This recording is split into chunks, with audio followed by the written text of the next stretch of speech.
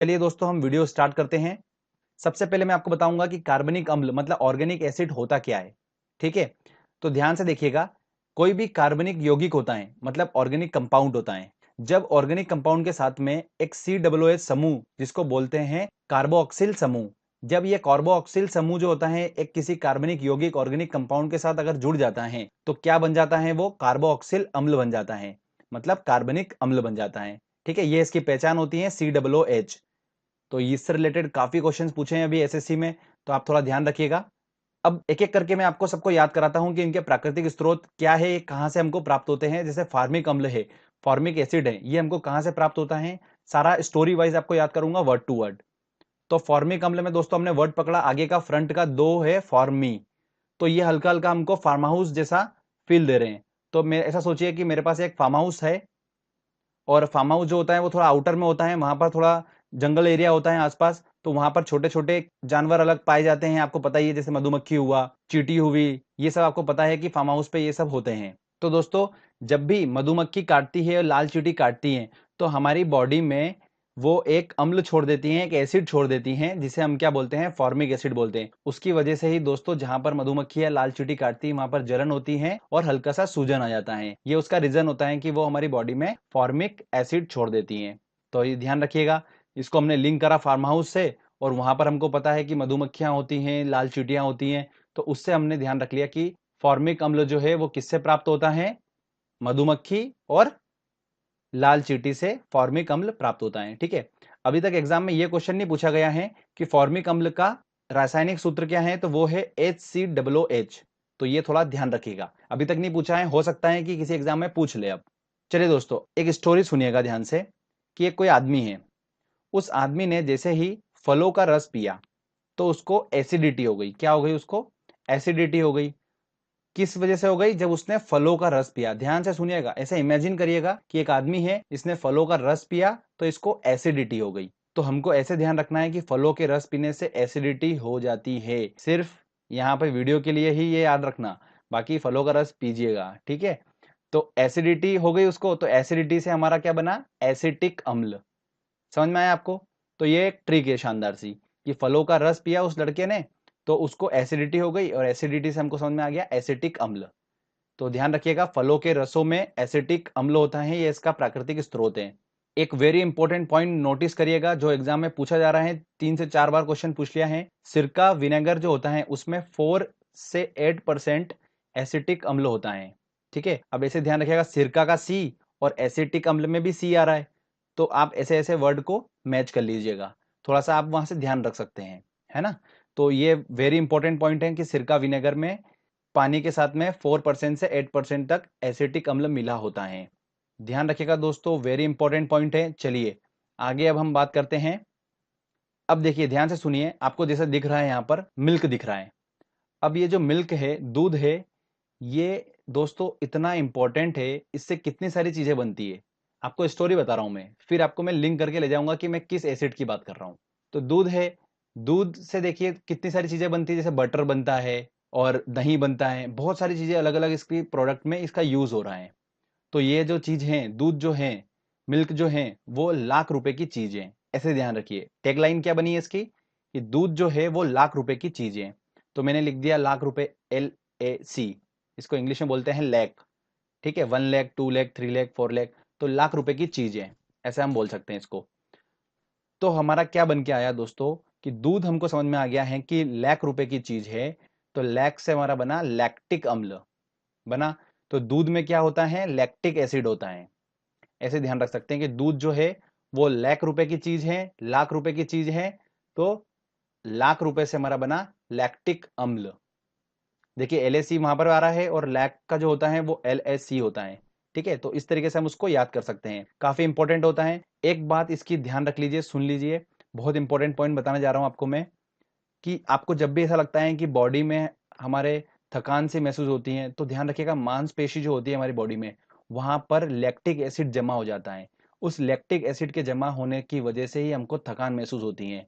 तो ये एग्जाम में पूछा नहीं गया अभी तक क्वेश्चन, हो सकता है पूछ सकते हैं, मैंने आपको पॉइंट बता दिया है, काफी इंपॉर्टेंट पॉइंट है। चलिए आगे हम बात करते हैं अगले एसिड की, वो आता है साइट्रिक अम्ल। तो साइट्रिक अम्ल की ट्रिक ध्यान से सुनिएगा। हमने वर्ड पकड़ा इसमें साई, तो साई से हमारा बना साइकिल।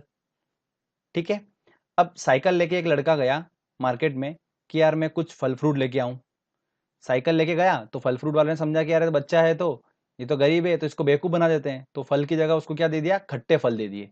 मीठे फल की जगह खट्टे फल पकड़ा दिए, जैसे नींबू वगैरह ये सब पकड़ा दिए। तो उसने, फल वाले ने पहचान उसकी कैसे करी, साइकिल देख के। और साइकिल देख के आपको दिमाग में आना चाहिए, जब भी आप साइट्रिक अम्ल देखें तो आपको साई दिमाग में आएगा, फ्रंट का वर्ड, और साई से साइकिल बनेगा आपके दिमाग में, तो आप सोचना कि साइकिल लेके गया था तो उसको बेवकूफ बना दिया था और खट्टे फल पकड़ा दिए थे।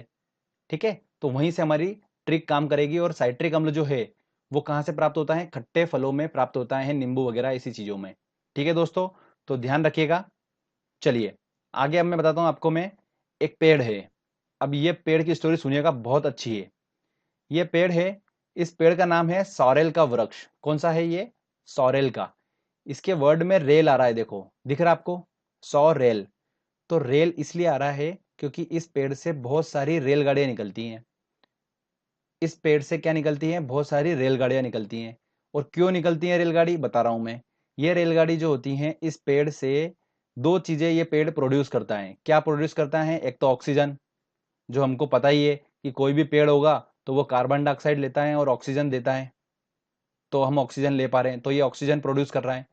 पर ये सॉरेल का वृक्ष जो है, ये साथ साथ में जेली भी प्रोड्यूस कर रहा है। क्या कर रहा है, जेली भी प्रोड्यूस कर रहा है। तो ये ट्रेन जो है, ये रेल जो है सारी, ये रेल क्या लेके जा रही है, ऑक्सीजन और जेली लेके जा रही है।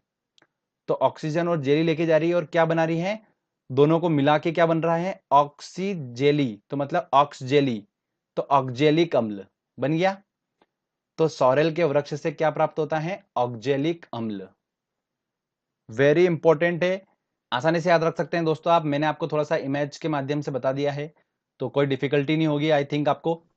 चलिए अब थोड़ा सा इसके बारे में इंफॉर्मेशन ले लीजिए कि ऑक्जेलिक अम्ल जो होता है ये फोटोग्राफी में यूज होता है, और स्याही के धब्बों को हटाने में भी इसका यूज किया जाता है।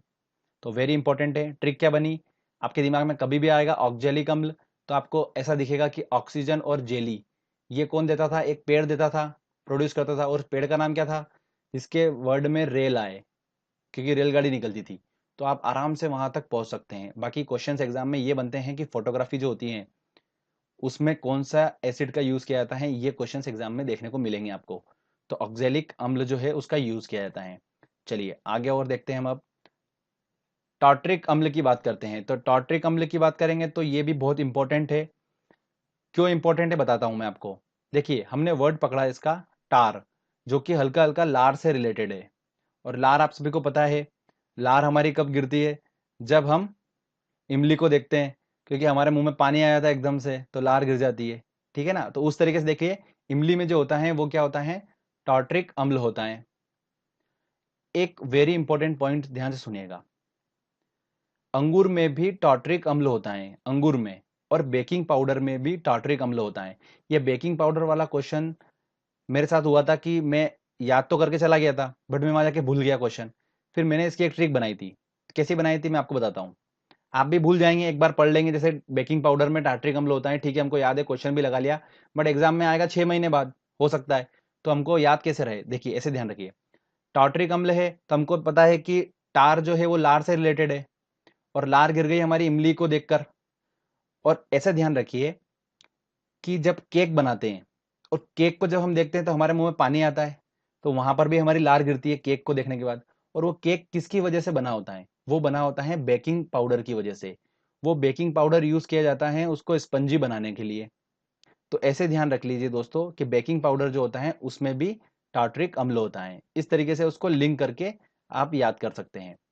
तो आप बिल्कुल भी कभी कंफ्यूज नहीं होंगे, आपको हमेशा बेकिंग पाउडर दिखेगा तो स्पंजी बनाने के लिए यूज करते हैं उसको, और केक की वजह से हमारी लार गिर जाती है तो लार से टार बना, टार्ट्रिक अम्ल बन गया। चलिए आगे अब मैं बताता हूं आपको आखिरी, बेंजोइक अम्ल। ये बेंजोइक अम्ल से क्वेश्चंस कैसे बनते हैं मैं आपको बताता हूं। ये प्राप्त होता है घास पत्ते मूत्र से, ये बेंजोइक अम्ल प्राप्त होता है।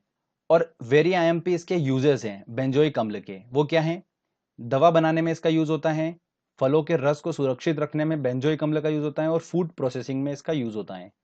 तो ये इसके यूजेस बहुत इंपॉर्टेंट है बेंजोइक अम्ल के, तो ये आप डायरेक्टली याद करना। अब मैं बात करता हूं, आपने अच्छे से वीडियो समझा, एक एक बार सब चीजें देख ली, बिल्कुल निश्चिंत हो जाइए, अब टेस्ट लगाएंगे आप आसानी से सारे क्वेश्चन सॉल्व कर देंगे, ये मेरी गारंटी है। तो चलिए very important question answer set हम अब स्टार्ट करते हैं।